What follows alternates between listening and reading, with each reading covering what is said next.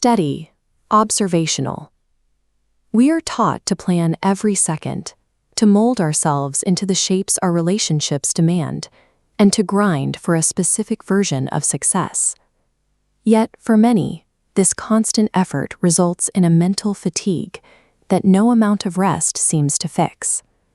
You are navigating a maze that appears to have no exit, only more effort.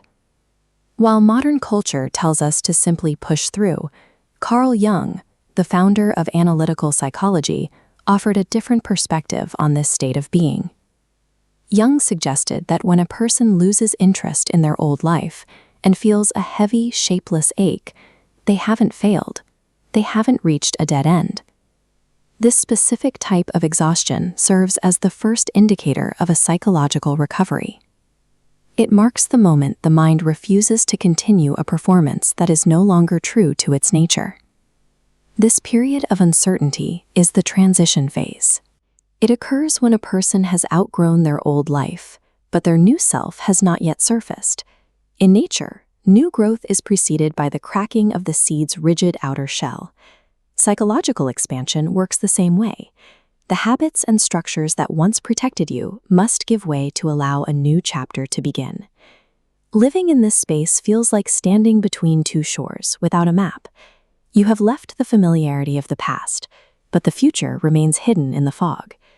Feeling lost or unmotivated during this time indicates that the psyche is clearing away internal clutter. This state provides the evidence that a shift toward a more authentic identity is underway. Jung identified the social mask we wear to fit in as the persona. Our daily worry stems from trying to maintain this shell. Relying on it requires immense psychological energy. When we act only for external validation, the ego fractures under its own weight. As the ego's grip loosens, the shadow emerges. These are the repressed emotions and childhood wounds that we previously tried to ignore, now rising to the surface to be acknowledged. We can observe this transition in the brain. While the amygdala triggers our survival responses, the act of consciously observing these difficult emotions activates the prefrontal cortex. This internal awareness helps the nervous system return to a state of balance. Confronting these hidden parts of the mind does not lead to collapse.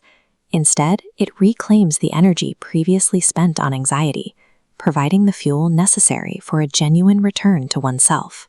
Letting go involves a shift from reacting to life through fear to responding to it from a place of grounded clarity.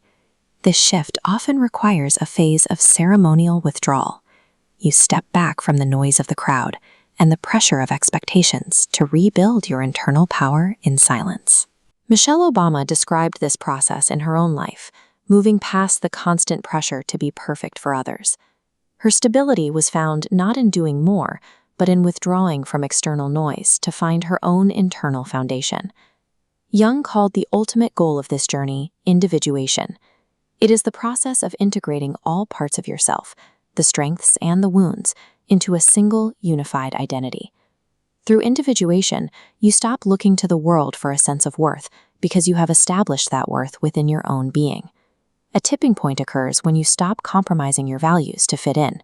Your psychological frequency changes as you move from a state of internal lack to one of wholeness. Jung observed that when the internal world becomes aligned, the external world often follows. He called this synchronicity, meaningful coincidences that mirror your new internal state. When you no longer act from a place of desperation or fear, you stop repelling the opportunities you seek. People and circumstances begin to respond to your presence differently because you are no longer projecting a need to be saved. Because our brain's filters determine what we notice in our environment, a shifted internal state changes what we see and attract. In this sense, your reality begins to reflect exactly who you have psychologically become. A comeback does not have to be a loud public display of success or a return to a high-pressure grind.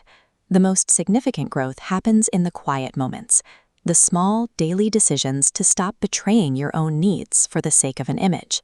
This transformation is happening beneath the surface right now. It exists in the stillness where you are learning to trust your own instincts again.